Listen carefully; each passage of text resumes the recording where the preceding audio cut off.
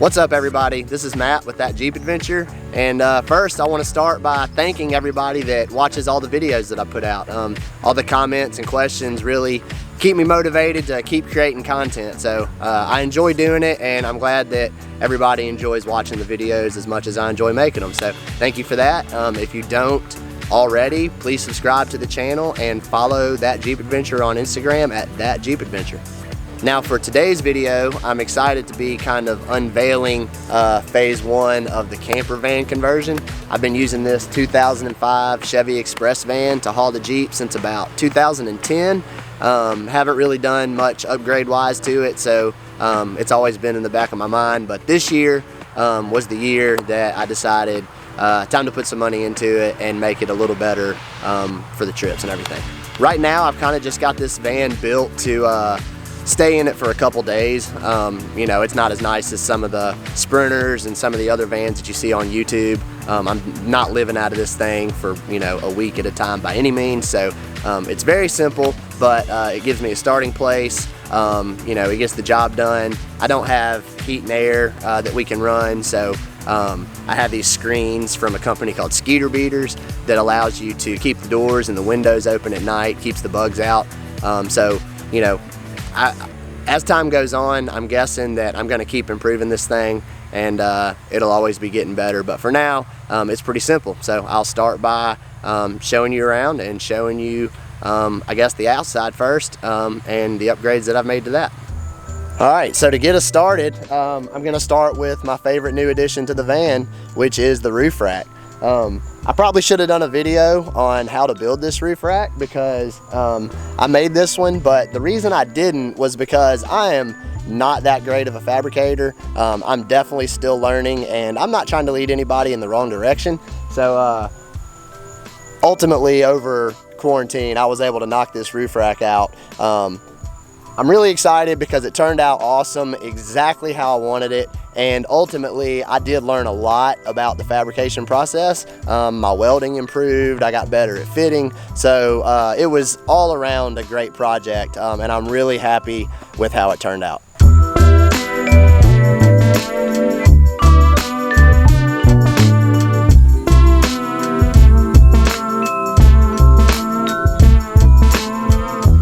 I was looking at the retractable awnings that they sell, and they're pretty pricey, and they're not really as big as what I wanted. So I built one kind of onto the side of my rack. It's just got these retractable arms that fold in and out. So this allowed me to make the awning be the entire width of the van. I had to get a custom awning made, but it really wasn't too pricey. It ended up being more expensive than I thought and I estimated for, but ultimately it looks awesome, and I've got no regrets of building it over buying one. So I'm gonna get that unfolded, and I'll show y'all how all that goes up here in just a second.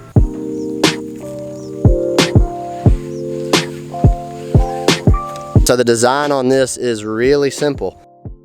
This is the end that attaches to the rack. It just zip ties up there through these holes, and on this end I have a spreader bar sewn into the cover. It's just a little pocket. It's not really attached. It's just kind of in there. All right, so the way this works is I've got these arms that are built onto the side of the rack, and they fold in and fold out.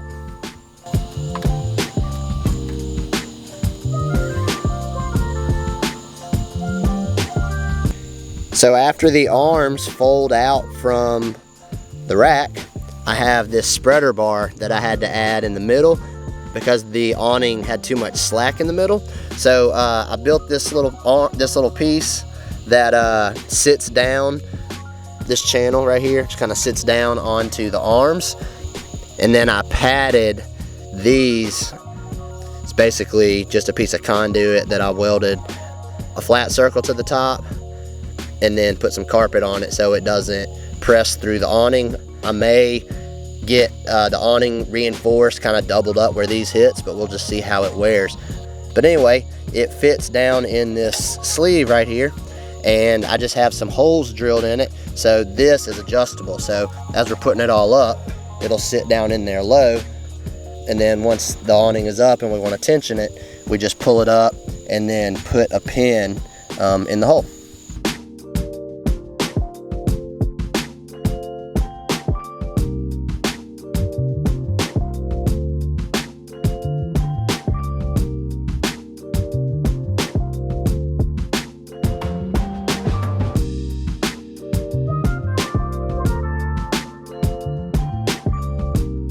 So in addition to the zip ties holding the awning up, the awning also has these Velcro straps that are sewn into the side. So all the way down the arm, you just hit the Velcro straps. So once all 4 sides are secured, then you do the tensioner bars in the middle and it's up. All right, well that's it. The awning is up. Once it's up, it's 11 feet long and 9 feet wide, and it's just tall enough that I can back the Jeep under it. So if it's raining and we get into like a dire situation and it's up, I can just pull it up under there. Also, plenty big enough for a table, room to grill, chairs, anything like that. So it seems like we're always showing up to the campsite once it's already dark. So in my mind, this thing needed some lights on it. So whenever we're setting up, you know, other people are setting up tents or, you know, you're cooking or whatever, you're gonna need lights, like some ambient lighting to light up the campsite. So I put these blue LEDs down the side. I've got one side, there's 4 on each side. One side's on a switch, the other side's on its own switch.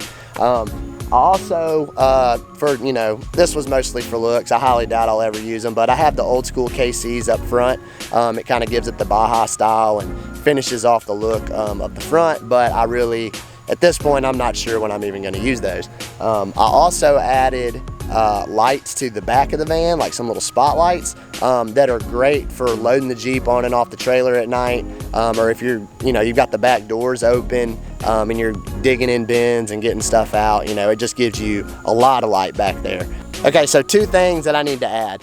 One, I did not bend the tubing for the rack. My buddy Adam over in Alabama did that for me, and I did not build the ladder.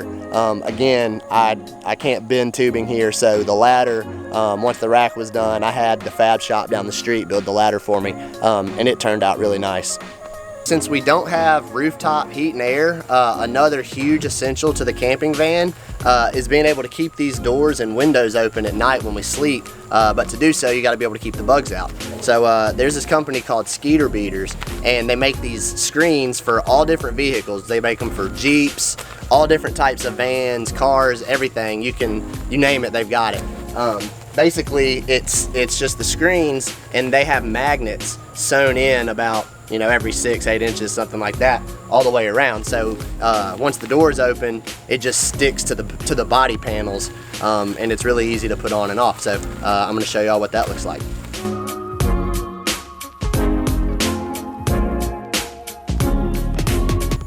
All right, so you can see that the screen has the magnet sewn in,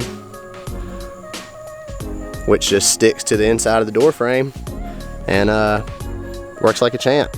They use heavy duty magnets too, so it's not just gonna get blown off by the wind. You kinda gotta pull on them.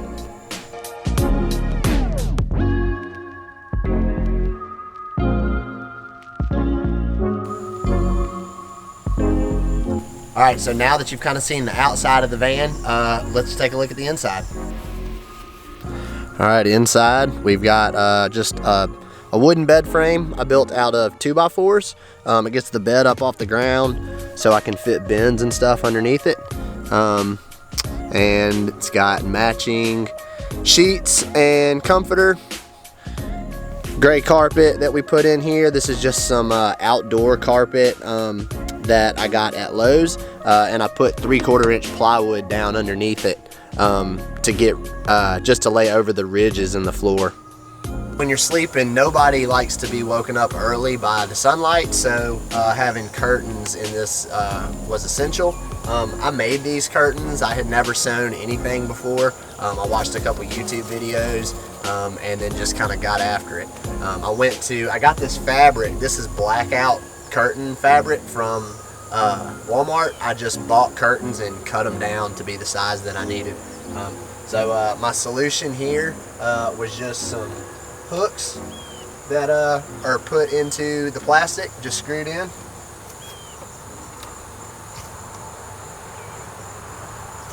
So for the curtains on the inside of the van, I used a wire and I just sewed a pocket into the top and bottom of the curtain so they can just slide up and down the wire. And you know, usually they just stay closed. It is nice to be able to open this one right here behind the driver's seat so you can see out. And then all the doors, obviously, I'll take them down so you can see for driving also. All right, so it's a little easier to see the bed from the back. You can see it stands up tall enough to fit my big Yeti cooler and also the full-size bins. It's nice to have the bed up off the ground because you can basically fit everything that you could ever need underneath it, and it still leaves your passenger seating and the room in front of the bed open, so it basically just gives you a nice spot to store all your stuff. Okay, so to get power in the van, I just used a simple solution. I found a pigtail on Amazon. It's just basically a male end that you plug the end of extension cord into. I've got it cut into the bumper down here. And then on the other side of the bumper, it just splits off into two like extension cord ends. So basically I cut one of the cord ends off and wired it straight to a power strip on the inside of the van. So that allows me to charge my phone and camera batteries and all that. And then the other side of the pigtail, I'm gonna run that up to the front and wire it into a trickle charger. So if you wanna listen to the radio, or you know, you accidentally leave the key on in the van, which I did this past weekend, it won't drain the battery. The trickle charger will automatically keep the battery to 100%.